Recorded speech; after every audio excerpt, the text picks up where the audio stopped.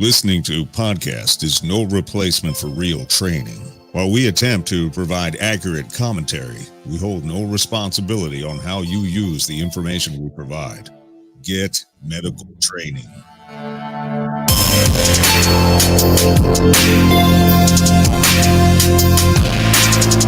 In the blink of an eye, everyday order can be replaced with once-in-a-lifetime chaos. Be prepared. This is the Civilian Medical Podcast. Hey guys, welcome to another episode. This one's not going to be about COVID-19, and I'm super excited about that. Oh, wait, what? What? Yeah, I'm excited. I'm like, all we see on the news is about COVID-19, and I've been banging my head against the wall. I'm excited about doing another episode that doesn't have anything to do with COVID-19. It's not trauma. Like, we should definitely do another trauma because that's kind of fun. But yeah, this one is, not about COVID-19. And something else I went to bring up. We had our 1-year anniversary together, and you didn't get me anything. We did? Yeah, it was on my Facebook memories a while back. Like, we've been doing this episode for over a year now, and you didn't get me anything. I honestly didn't even know. Are we friends on Facebook? I don't even think so. Aren't you friends with my wife? I think, yeah, of course. That's kind of weird. Is it? It seems normal. This is so awkward. Wait a minute. I gotta go look back. Well, if it's 1 year, like, happy anniversary, buddy. Yeah, happy anniversary. It's been a while back, but I think we passed our year anniversary doing this. Oh, that's so funny. I was just looking. This is episode 40. Mm-hmm. Roomba just started. I was like, what the heck is that noise? Episode 40. So, but we did start, and then, like, obviously we skipped a few weeks here and there. Mm-hmm. And how far back is it? I don't even know. I can go back and look. Like, but it's close. Like, we're right about a year. Huh? That's odd. Well, happy anniversary, man. Happy anniversary. What'd you buy me? I sent you some stuff. Did you not get it? I get boxes from you pretty regularly, actually. It must still be in the mail for you. Perfect. All right. Yours must be too, I think. Yes. So yeah, like, look at February 13th. It says podcast intro and our little documents thing. So I think we're well past our 1-year anniversary. Oh man, that's crazy. Well, happy. We missed it. Yeah. We'll celebrate this summer when we can actually travel and whatnot.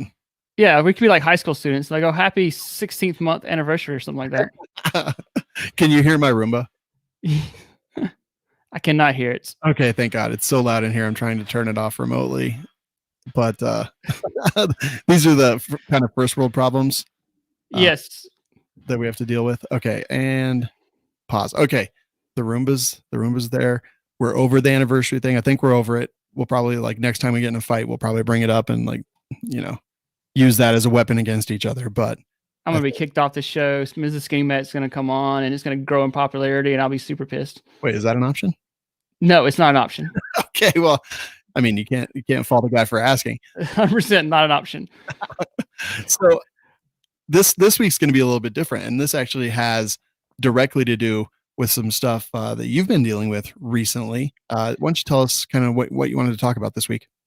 Yeah, so last week we had a severe storm come through our area at like 3:30, 4 o'clock in the morning. And we had 2 tornadoes touch down inside my county. We had another tornado touchdown just outside my county. And it just kind of hit that, there were some things that Candace and I learned about our preps as far as being for an emergency situation. But I kind of wanted to make a podcast and say, hey, look, this is what we did. This is what we thought we did well. And this is what we thought we didn't do so hot in, the things we need to work on. So I thought it'd be a good conversation piece and something a little bit different than what we've been covering. So we're going to talk about tornadoes, and this could be storms, hurricanes per se, but just kind of what's been going through us is, the tornadoes. So it was super scary what happened. And it was kind of funny. Part of it was kind of funny that we had just Candace built this cross in the front yard, mm-hmm. probably 10 yards from the steps. And she wanted to build this cross, and I was like, okay, well, you can do that. I'm going to go run some errands. So I go run some errands. I come back, and she has dug a hole. She has built a cross out of wood, and she has dug it in the ground, and it's good to go. Well, I really weren't thinking until the storm hit, and I was like, we probably should set the cross down. Like the cross is gonna come flying through our front door. Yeah. And she's like, "You gonna get it?" And I'm like, "Not now." I mean, this was like 2 minutes before we're supposed to have the storms hit, and it was super windy and like just raining like crazy. I'm like, "No, we're just gonna deal with it. Like if it comes through the front door, we'll be all right." But um, these storms came through at like 3:30, 4 o'clock in the morning. So, Oh, wow. luckily, I think everybody that we're friends with and we have connections with was awake. But it could have been really bad because people were sleeping, things like that, in the middle of the night. So we left our phones off, do not disturb. So that way we could get alerts and things like that. So, but our phones did go off. They went off and said we had a tornado warning. Immediately turned on the news and saw that we had a storm to the north of us and a storm to the south of us. And then I turned my EMS radio on, and just about at the same time, you could hear like calls going out for people trapped in their house with trees on top of their house, things like that. A structure fire actually went out at the same time as well. So at the moment, still pretty scary. So, we kind of knew this was coming. So kind of thinking about the pre-plan is what, Mrs. Skinny Mate rocked. Because when we built our house, we have a stairwell that's in the living room. And I told the construction guys we wanted that built extra sturdy. It's a nice little closet area. And I said, hey, I want this built up. I want it really super sturdy. I add some, extra 2x4s in there, some extra structural components of it. And I said, I want extra outlets put in there. So you go in this closet, there's extra outlets put in there, and it's, it looks normal now because there's sheetrock on there, but it's built because the stairwell is super strong itself. And then plus we added more structural integrity to it. So that way, if the house does come down, hopefully we are still intact inside our little capsule up under the stairwell. So, think about a pre-plan for this. This is where Mrs. Skinny Mate rocked it. I mean, she had pillows in there for us. We grabbed radios, we grabbed flashlights, we had blankets and everything we thought we might need during the storm. But at least we had some heads up. And like we thought about it, the time our phones went off, the time the storm hit us, we didn't have it just a couple of minutes. So if you had not pre-planned for this and you're scrounging, running through your house trying to grab stuff, you're going to be in trouble. Dang, that is pretty crazy. I thought that tornadoes only hit like mobile home parks. Yes, and apparently it's not like a train, apparently too. So Yeah. That's what they always say on the news, anyway. Yeah, it is so nuts. So here in Colorado, we do get a couple tornadoes a year, but they're usually kind of out east in the flatlands and stuff like that. And but it's not really anything we really have to kind of worry about or deal with. But like for you guys, you guys got creamed by this, right? We did, and there again, like we don't have a whole lot of thunderstorms come, like not a whole lot of tornadoes come through, and we get tornadoes or thunderstorms. Can't talk, but this is super rare for us too. So to have it hit, we were like, I was like, all right, whatever. We got a threat of tornadoes tonight, blah blah. We kind of got ready, but at the same time, I really didn't expect anything to happen. And then all of a sudden, I was like, holy crap! Like let's wake the kids up, get the kids going. MJ was like panicking, like she spazzes out just because it's her personality. Gage is like trying to calm her down, and he's being the big brother, so he was really cool with her. But it was pretty scary there for a moment to put everything in, and then once the storm calmed down and we knew we were in a safety, my radio started going off, and our special team got paged up for the structure collapse and stuff like that. So I was like, all right, babe, going to work, and we actually lost power at our house, so Candace had to like completely handle that while I was gone. So I spent 13 hours out in the field that day doing rescues. Wow. So I was exhausted. I was done. I was come home that I got off, got back home probably 8 o'clock at night. I ate and immediately took a shower and just collapsed in the bed because I was so exhausted just from climbing through trees all day, climbing through houses and stuff like that. I've never seen that kind of damage before. And it was just kind of surreal, like where it hit two places really bad, one county over, and then it hit in our county. And it was like you would be crawling through the trees and houses collapsed, and literally 10 yards away, it looked like it was untouched. Just so nuts. And it went down this bowl, like a valley, this little community there. And it just set in this valley, and trees were destroyed, houses destroyed. Like it was like a movie scene. And when you come out of the valley, everything looked just fine. Like it was like a sunny day. Like we all got sunburnt from working, and these houses were just totally destroyed.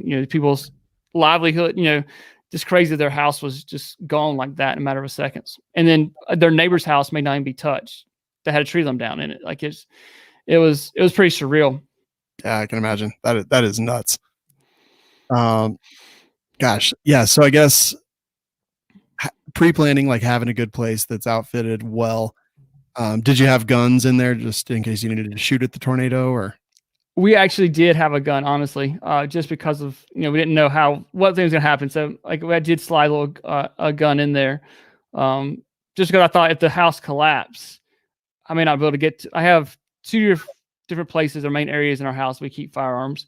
And if it starts to collapse, I may not be able to get to them. So we did put a firearm in there just in case something happens. Yeah. And our house did collapse. We come out of the house, we have a gun.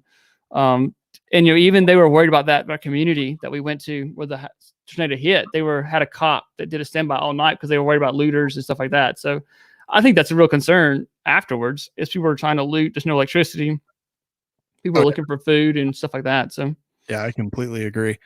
It is a crazy time. So when you talked about kind of like reinforcing under the stairwell, that makes a lot of sense. But you guys don't have a lot of basements, right? We don't have a lot of basements. And it would have been really expensive for us to put a basement into our house. But that's a good spot to go. Go into the lowest level of your house that you can get to, somewhere kind of in the interior of your house. Get away from windows and try to maybe like a bathroom or somewhere like that you can get to. We had one last year, and it was while we were in our rental house, and like didn't pre-plan as much as we probably should have, and the storm hit, and we didn't have much planning for this one, and we went running into a closet area, and we put the kids in there, put pillows, and we looked up, and right above our head was the attic access door, and I'm like, that's probably not the best spot to be. We probably would have got sucked out of the top of it. So kind of have a pre-plan of like, all right, if this happens, this is what we're going to do. If you're in your car, it's probably not the best spot to be either. Thinking about getting to a ditch or lower part of the property, something like that. But you don't want to be stuck in the storm in the middle of it while you're out there. Yeah, that is crazy. Like I know in the South, like storm cellars are a thing in some places, but yeah, because of just like water tables and who knows, like all kinds of soil stuff, not having basements, that's kind of a big deal. Yeah, definitely. Man, yeah. So like door jams, stuff like that. Is that true? Yeah, door jams are super strong. They've got support on them, stuff like that. Just stay away from exterior walls. They're trying to. That's where they're going to take the most force, things like that. So if you can try to get inside, and get to a smaller room that doesn't have any windows, and if you have a door jam, stuff like that, you can do it. But trying to protect yourself. And I saw someone in use too, and we'll kind of talk about this with supplies. But even like pre-planning, like they were talking about, put bicycle helmets on your kids. And I was like, I didn't even think about that. I mean, flying debris is a problem. So I think, if you could put a bicycle helmet on your kids, I mean, I think if you can protect your head, I think that's important. Oh yeah. Yeah, absolutely. For sure. So when you were out for 13 hours, kind of taking care of the community, where some structures were like completely destroyed, I assume, and some were like half destroyed. Were you able to make any observations about kind of like where safe places like might be on the destroyed places that you saw? So the places we went to the community is like, it's a lake, and they have a lot of RVs and a lot of like single wide trailers, like you were talking about. So there were RVs flipped up on their sides. There were trailers completely flipped upside down. So, and some of the houses were destroyed, but there's still the interior side, the middle of the house would still be standing, things like that. So, if you're in a trailer or you're in an RV, something like that, that is not a safe place to be. One of the businesses got hit. It was actually shut down because of COVID-19. They only had a couple of security guards. It was super rare. And unfortunately, one of the security guards lost his life. He was in a little shack, and like it just creamed the shack.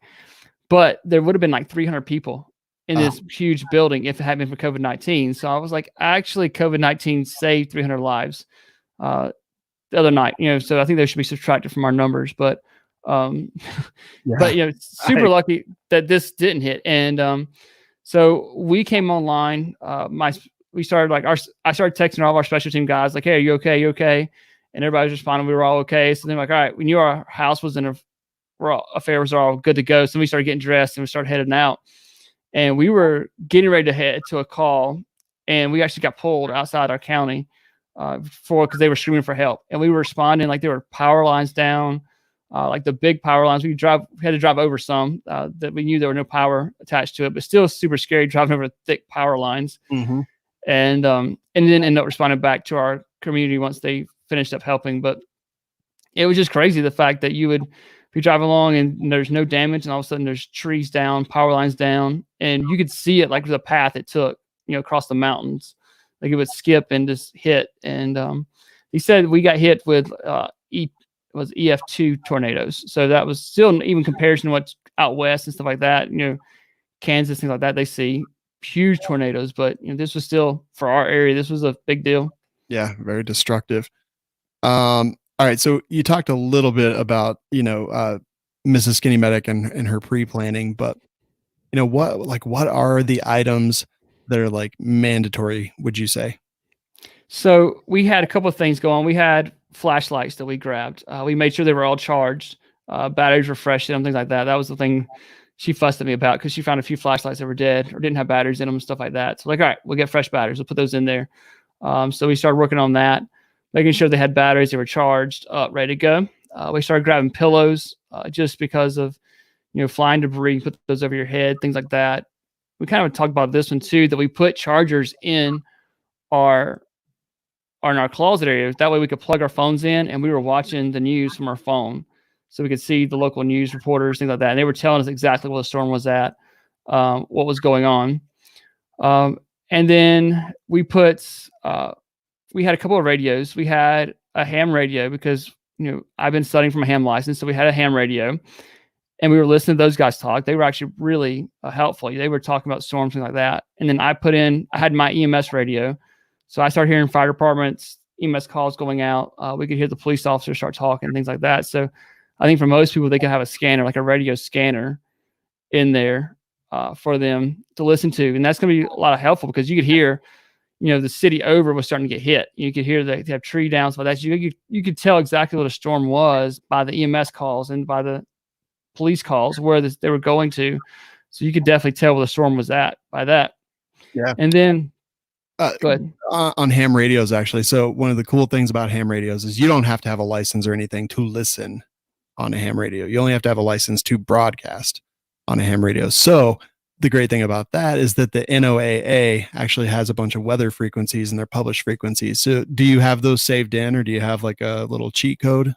So I've started working on that. Like I know there's a repeater that's fairly close to me, and I got that repeater plugged in, things like that. So I know there's apps and there's clubs and websites like that you can pull to see, what radio frequencies people are talking on around you, so you can listen to those. And I think they were super helpful. Like those old guys, kind of old guy club, but they were out talking, things like that, so they could tell what was going on in their area.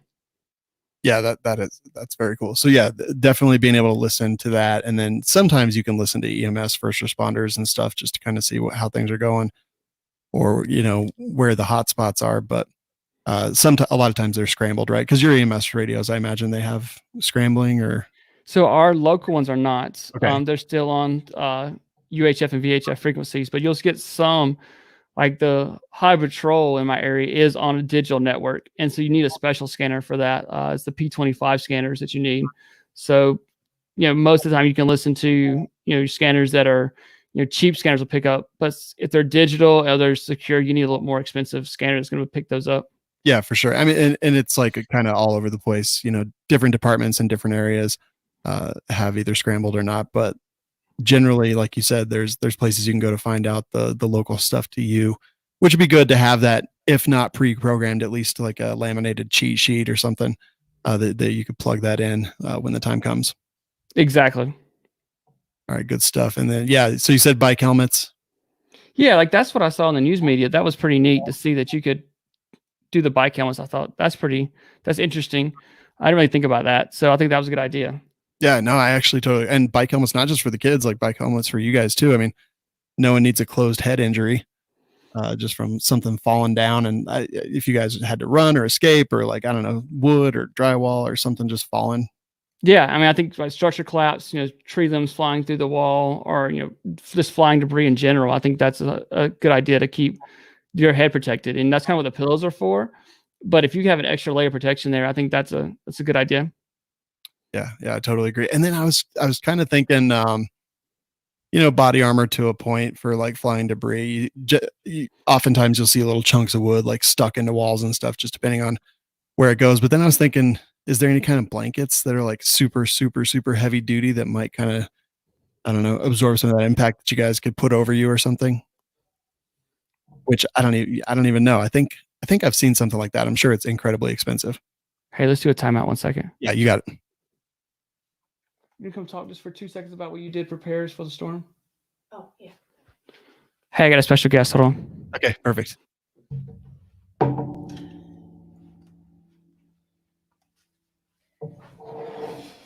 Hey, Hello. Hi. how goes it? Goes pretty good. All right, so my plan has finally worked. And we have Mrs. Skinny Medic here to talk about kind of the pre-work that she did to prepare for the tornado. All right. So what I did was I got pillows and blankets in a room we have under our closet. And when we first moved in, the closet was full of junk because we just stuck stuff there. So when we knew storms were coming, I had cleared everything out of there and put pillows and blankets in there. I put water bottles, put some flashlights in there, put some snacks. We also, when we designed the house, we had a outlet put in that room. So as long as we didn't lose power, we had a way to charge phones or computers or whatever technology we had in there to track the storm. So had all that in there. What else did we do? Oh, one thing I did not do that we have done in the past, and I completely forgot, was we're on well water. So I did not remember to fill the tubs up with water, which is something we normally do because flushing toilets are kind of important when you lose power. Yeah. So Sure. that was one thing we forgot to do that we normally do. That's actually a good one. I think they even sell those like reservoirs that you can put in your tub to keep it potable if you need to. Yes, we actually have one of those. I believe it's in the barn somewhere. We've had stuff scattered in several locations with the move process over the couple years, so we're still getting organized, but we have one of those somewhere. Keeps the water clean then too, so it's not just sitting, open in a tub. Yeah, so I think the key here is that the most important thing to have to prep for a tornado is a Mrs. Skinny Medic. If only we could just duplicate me, do some clones or something, right? Exactly. It would be fine. But yeah, like water and snacks, that's another good one. It sounds like you guys were pretty prepared just in case the worst happened. Yes, we were. And of course, I did a lot of praying. That's always important. Somebody had mentioned on one of our social medias helmets for the kids, which would be another good thing to do too, I guess, is put helmets on them. Our pillows consisted of a T-Rex, a Triceratops, and a giant lamb. So, I mean, that's perfect. You gotta yeah. just in case. Yes, whatever brings comfort to the 9-year-old. Yeah, absolutely. Like, how do you keep the kids calm in those kind of situations? It's got to be tough, right? Yes, it was. The 9-year-old slept with me. She booted Skinny Medic out of the bed. He also had a radio on and he knew he would have stuff going on all night, waking us all up anyway. So we were hoping to get the kids to sleep some, but she did sleep with me in order to keep her a little calmer. She got a couple hours sleep. The wind was really bad where we were at. So I didn't sleep any just because it was loud all night, even before the actual storms came through, the tornadoes themselves. But just reassuring them, I think us actually being awake and tracking the storm was reassuring for them because they knew that Daddy was watching and listening, and they, if they trust us, then that kept them a little more calm. So, and I think them knowing ahead of time, we had a talk before about what may happen and kind of let them know. So it wasn't just us jerking them out of bed in the middle of the night. They already knew that possibility may happen. So. Yeah, removing as much surprise as possible is definitely important, I think. Yes. Get prepped for what may happen. Yeah. Awesome. No problem. Thank you. Glad everything came out okay. Yes, me too. Well, there were some others that did not have as much luck as us, but we are grateful that we were good. Yeah, that's awesome. All right, that's fantastic. All right, thank you. Bye. Thank you. Kicked off my show. It was ridiculous. I just got kicked off my show. It was your fault. I know. I was like, I texted her. I was like, hey, come up here for a second. So I thought it'd be good. No, that is awesome. And yeah, you forgot to tell us about water and snacks. That's huge. Yes, that was it. Yeah. While I'm doing rescues, she texts me, says we have no water. I'm like, oh crap, I forgot our well. Yeah. And so we just, I was like, crap, that was things we made a mistake on, is not having our water built up. So we actually have looked at the generators for our house, like the whole house generators. Mm-hmm. But it's gonna be about 10 grand to do that, to get them off to run off propane. So we're so much expensive getting built into the house, getting into it, that we didn't do it. And now I was like, hey, babe, we probably should have done that. We were kind of thinking we were going to wait to do the whole house generator into next winter. Winter storms, we do lose power. We're kind of out in the middle of nowhere. So when we lost power before, we were without power for about a week. So it's on the to-do list to get a whole house generator, but we were like, oh, it's coming in the spring, summertime, it'll be fine. And then we lost power. But yeah, it's gotta be nuts, man. I mean, those are super expensive, and there's smaller options that you can do to like charge phones and I don't know, even run like water stuff and that are a few $100. But yeah, to do the whole house, it's a big deal. Yeah, we've got a smaller generator that Mrs. Skinny Medic pulled out, got it cranked up, and she plugged the refrigerators up into it, things like that. So we were able to keep our food cold. But the well is a 220 volt, so you need a bigger generator to run it, things like that. So you can do, I think what it's called. It's the plug outside your house, a transfer switch. Mm-hmm. So, and you run a smaller generator like that for cheaper. There's different options out there for people that are thinking about being prepared. You could do that. You could do a smaller generator, and you turn off the breakers that you don't want on, and just run certain breakers. So there's different options out there for people to look at. But that was definitely one of the things we made a mistake in. That makes sense. What about and I should have asked Mrs. Skinny Medic, but like, what about animals? I mean, you guys do have animals. You're basically starting the Homestead Medic farm. Yeah, so we brought our shepherd up onto the porch, so she wouldn't be out there in the kennel. The chickens were like, I hate to say this, but they're disposable. Like, I hate to say, like, that sounds really mean, but no, I mean, yeah, it's like human life, and like clearly. Yeah, and so we didn't have the goats yet. So for those who don't know, we have 2 goats now. Super excited about that. One of them is a fainting goat. Oh, you got it already. That's awesome. I went and got it yesterday. So and she already passed out when MJ chased her, and I died laughing. I didn't get it on video. It was too fast. I was like, oh my gosh, she just passed out. But so looking forward to that. But yeah, we did bring our shepherd onto the porch and things like that, just kind of keeping her a little more protected. But yeah, it's still something to think about, getting your animals out of the dog kennel if you keep them outside. And just, again, pre-planning this is more important. Pre-planning, because you're trying to scramble around, do this 2 seconds before the storm hits, you're going to be in trouble. Yeah, I don't know how true this is or if it's even a concern, but thinking about dogs and stuff like that, like people get really attached to their dogs, and like, dude, I totally understand. Like, yeah, dogs are our family and friends, but a lot of times, like panicked dogs, they will lash out, they will snip, bite. Like a lot of different things could happen. I don't know if this is real or not, or if I'm just kind of inventing something in my head, but that might be something I would think about. Like, yeah, absolutely real. In close confines with an animal that has sharp teeth. And we didn't do that. Like, we did not bring our shepherd inside. She's a big girl. And like you said, if she gets to panicking, I don't want her to bolt. And then, the kids freak out that she's running out, things like that. So I thought it was better to keep her protected, but out of sight, out of mind for the kids. So we're kind of like in the middle ground. Like, I love my dog, but, it's not like, I know people who treat dogs like humans, and we're not there. We don't do that. But, but we do love our dog. But, human life comes over her.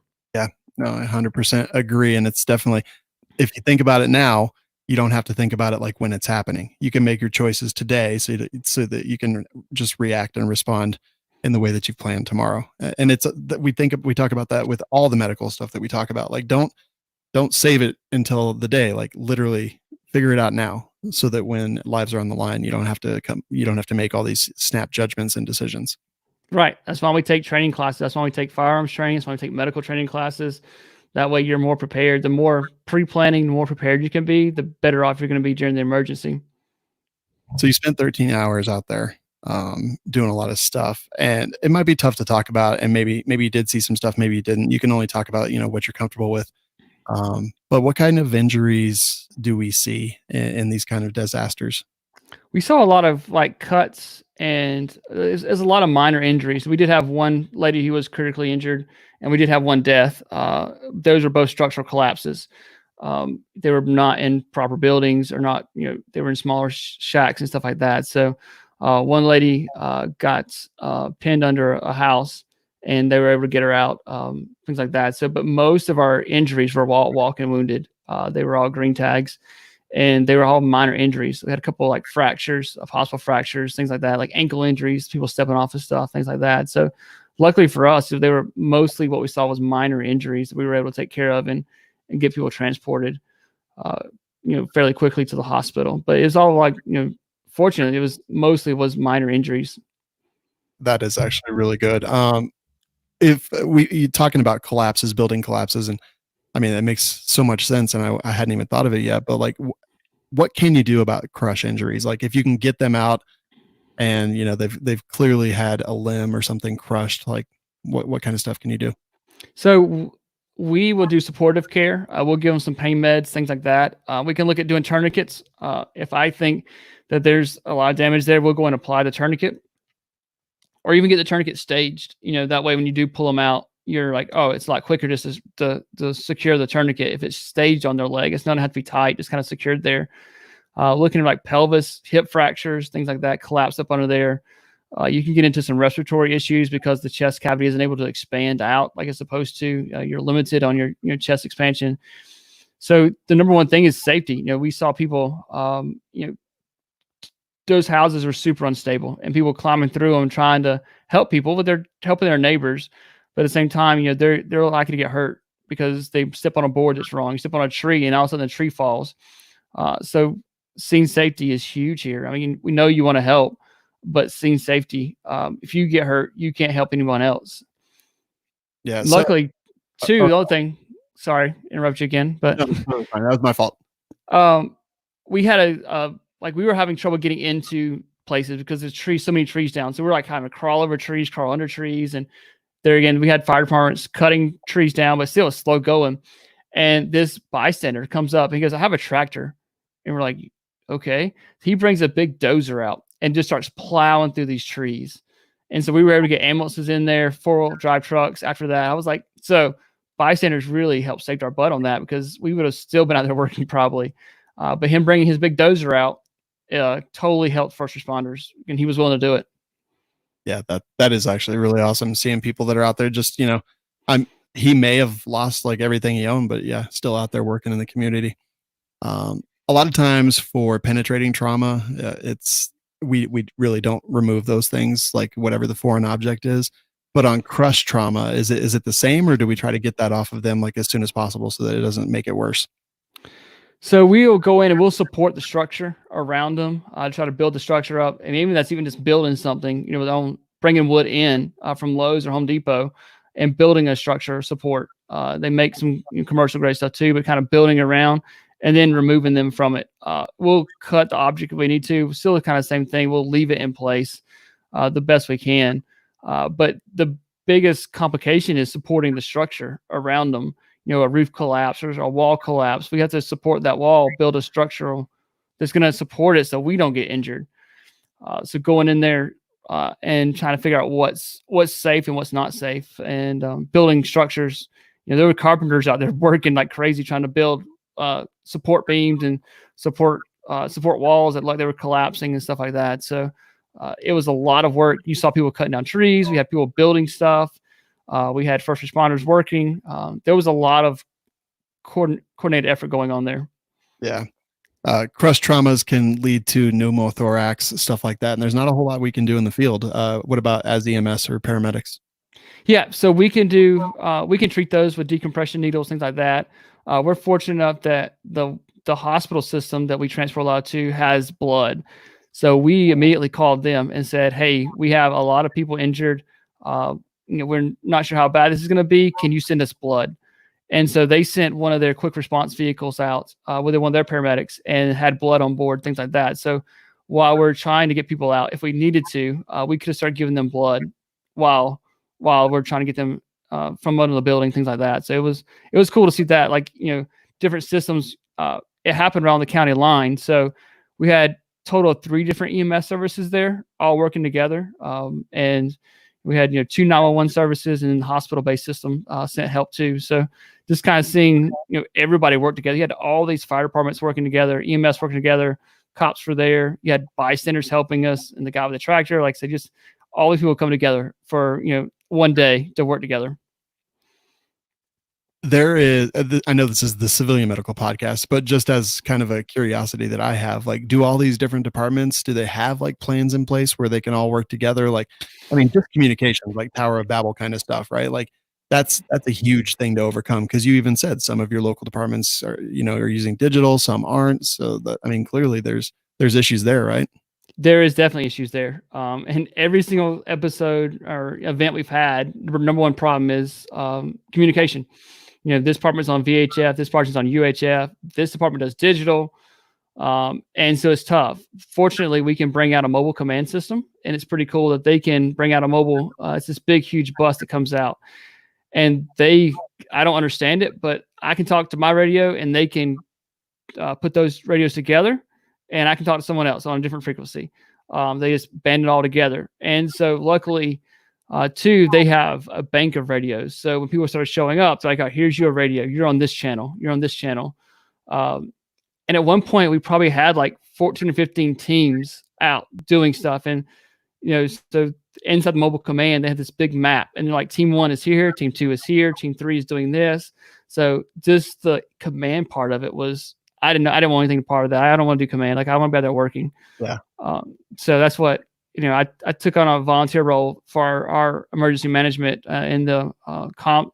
And that's when I told him, I was like, I'll take on this volunteer in the command center. I was like, but I don't want to be in the command center. Like, I want to be out there working. So I was like, oh, I need to go do some work. So I did not have to go inside the trailer and do command work. But it was fun to see that, our director was out there. The director for another department was out there. So even people who do like office jobs, their primary job, now they're out there working. So that's pretty dang cool, man. Yeah, it's got to be just kind of like a crazy time. Lots of adrenaline, I bet, right? Definitely. As I said, I was exhausted. I got up and it was like 4:00 in the morning. I got dressed and I grabbed a snack bar and a water. And that's what I walked out the door with. And I'm like, this is probably not very smart. Probably should have grabbed some more food. And by like 11 o'clock, my team, we were coming out and they're like, hey, do you want to go back in? I'm like, no, we need a timeout. Like we need to rehydrate and we need food. And so we took ourselves out because we had been going since 4:00 in the morning. And so we were able to eat, rehydrate, and then go back in. So there again, we put up some tents for shelter because we're out in the sun all day. Mm-hmm. We started drinking water, splitting it with Gatorade, and then eating as much as we could when you were burning calories. So trying to take care of us as well. Yeah, for sure. Yeah, because I mean, if you guys go down, no, it's not doing anyone any good. Correct. Oh man, it's kind of great. My adrenaline's pumping a little bit just talking about this stuff. It was fun. Like I say that, being like really sadistic, I guess, but I had a great day. Like it was fun. Like I got to be a paramedic and it was fun. It was something that you don't get to do every day. This disaster preparedness, it was a big deal. So it was definitely an adrenaline day. It was fun as far as EMS is wise, but by the end of the day, it's just like, oh, you're done. You're completely wiped out. Yeah, I can imagine. So after the storm, where do we go? Where do we go here? So that's kind of what I was thinking, after the storm, we saw people trying to get out. Like they want to see what's going on in the neighborhood. They want to see what happened in the community. And I think that was probably not the best move to do. You got trees down, you got power lines down. You don't know what's going on with those power lines, if they're still alive, if they're dead.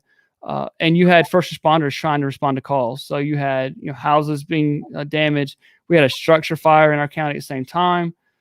So staying away from the center of the storm is important, I think, for bystanders. I know you guys want to see what's going on. You want to be nosy, but I don't think this is the right time to do that. So staying home, staying put. Now, if you need to go somewhere because of its emergency situation, obviously go to a friend's house, a family member's house. That's important. But staying off the roads is I think is important. Pulling up your weather radios. We were able to pull up, we have YouTube TV. So we were able to pull up our local news on our phones and see what was going on, see where the storm's at. and kind of listen to what they're telling you to do. And, one of the things we had a patient that was trapped into a house, and the only reason they heard him was because of his CPAP. So you're trying to stay calm, and while you're trapped is it's difficult, but it's important. Know that first responders are coming for you. They're going to find you. So try to protect yourself from dust. And we've been talking about masks like crazy here recently, but protecting yourself from what you're breathing in, all the environment around you. Put some kind of way to filter that air, and know that first responders are coming for you. Try to stay calm. We actually brought out several dogs on our rescue. Different types of dogs, ones that can find humans. And then we actually brought out some dogs who smell dead bodies. So we had both there at first, to kind of smell, make sure we weren't missing anybody. And then towards the end of the event, we brought out dogs that could smell cadavers.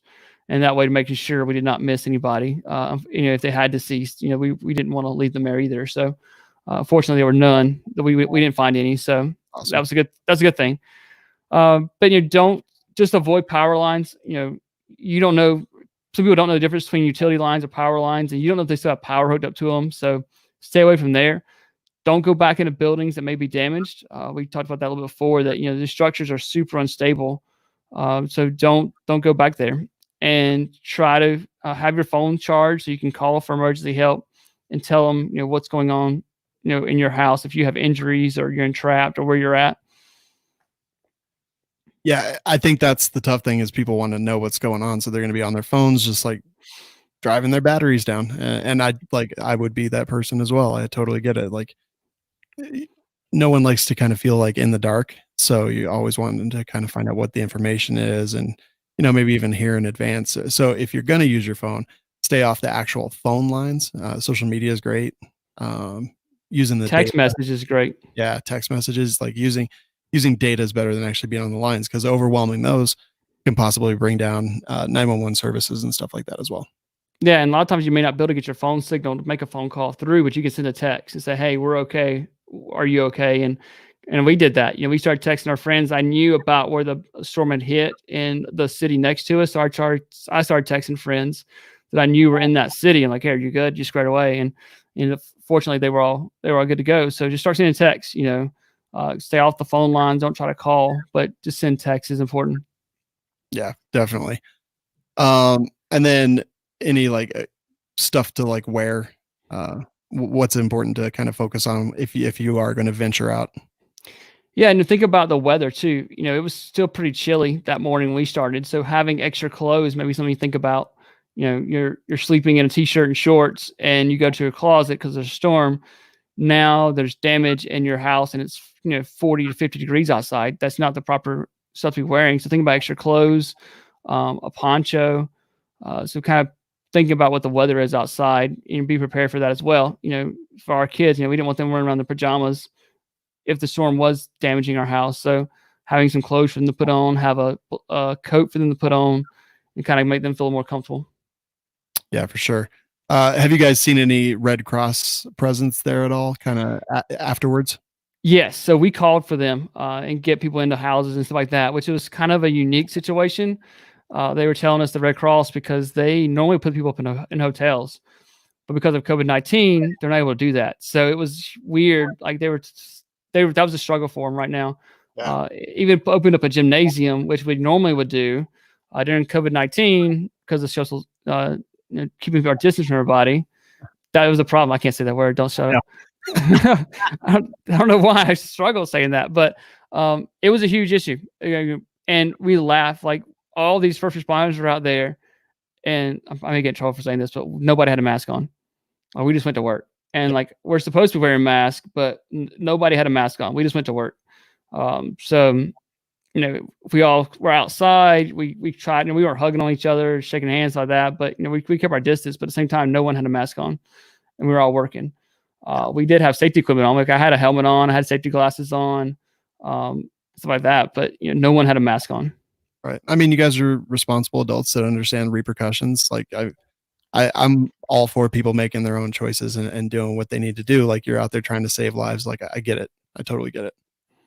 So Red Cross does have like tornado apps, hurricane apps. You can find them all at redcross.org, as well as their tornado relief as well, just to kind of find out what they do there. But yeah, they have a lot of great apps, not just for first aid, but they've also got, like I said, the tornado app, which gives you weather alerts whenever the NOAA issues a tornado watch or warning for your community or any location where you have loved ones. So that's pretty cool. Just get some alerts kind of ahead of time. Any kind of early warning system. We've all seen Twister from the 90s. That's a great movie. Isn't it? I kind of classic. No, yeah. But yeah, dead serious. Like tornadoes are terrifying. I've never been in. Actually, that's not true. When I was a baby, I was in one. But as an adult, never been in one. We really don't see them here. So yeah, it's just got to be crazy, like to have that little control over what's going on around you. And one of the apps I have is AccuWeather, ACCU Weather, Mhm. and it kind of gives you the time frame when a storm's going to hit. It'll tell you you're going to rain in 5 minutes, or 10 minutes, or it's going to get stronger in 15 minutes. So I think that's a pretty cool app. We have that one as well. Dang, yeah, that's pretty cool. Let's see, yeah, Tornado American Red Cross 4.25 stars.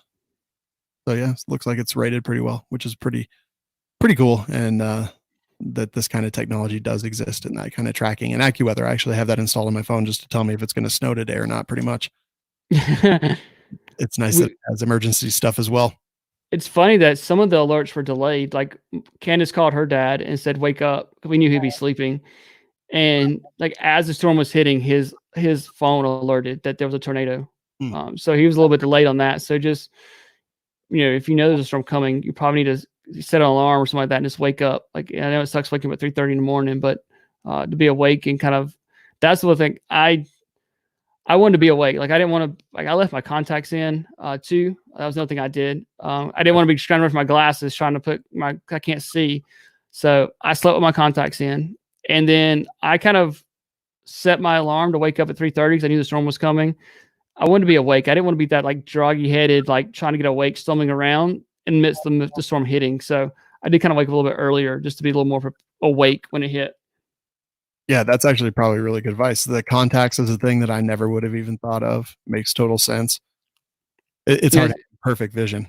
Yes. That was what I thought. I usually take my contacts every night and I put my glasses right next to me, but still, like I was like, crap, what happens if I'm late and I can't get my glasses and now I can't see. So I was like, I'm just going to suffer through keeping my contacts in. And we put the eye drops next to me. That way I could rehydrate them, stuff like that if I needed to. But yeah, I kept them in because I was like, I want to be able to see if something bad happens, see quickly. And then I woke up a little bit earlier just so I didn't want to be like stumbling around half asleep trying to figure out what was going on. Yeah, for sure. 2020 shaping up to be a crazy year. Yeah, this has been, we were laughing, like in my county this year, recently we've had flooding, which we did some water rescues there. We have a pandemic going on and we had a tornado hit. I'm like, this is ridiculous.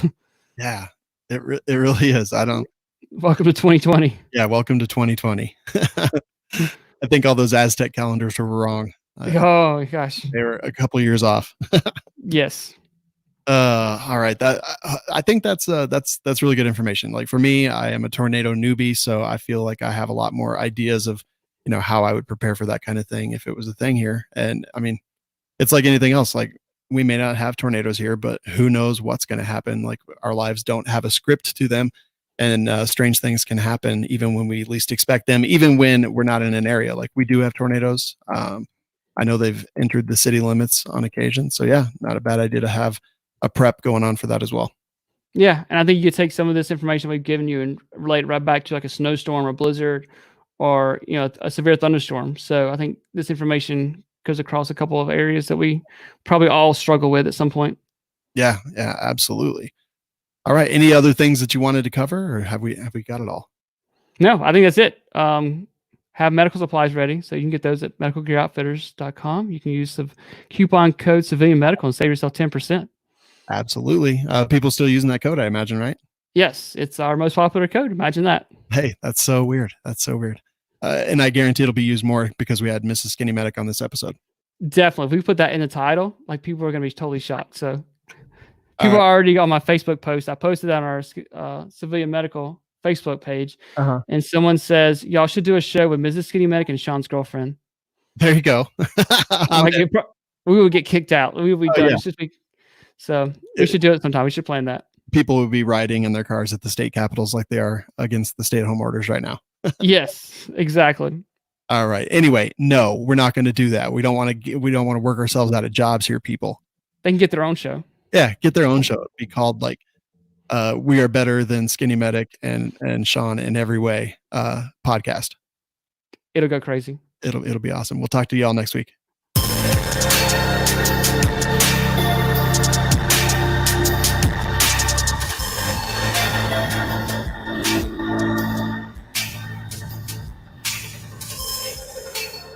Find us and subscribe at civmedical.com.